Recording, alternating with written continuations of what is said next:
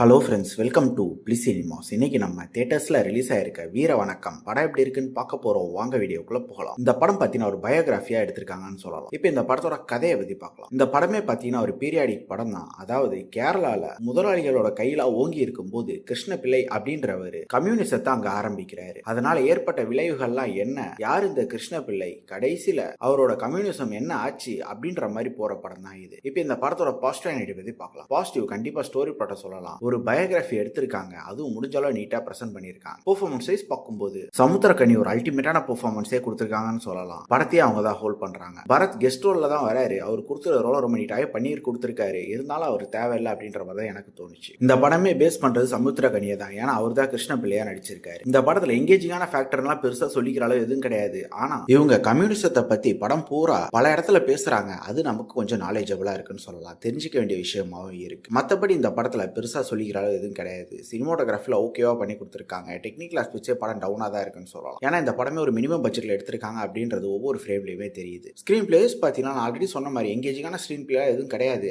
ஆனா உங்களுக்கு கம்யூனிச சித்தாந்தத்தை பத்தி தெரிஞ்சுக்கணும் அப்படின்னா கண்டிப்பா இந்த படத்தை பார்க்கலாம். இதுல உங்களுக்கு கண்டிப்பா பல நாலேஜ்கள் கொடுக்க வாய்ப்பு இருக்கு. இன்னொரு வீடியோவை சந்திக்கலாம். தேங்க்யூ.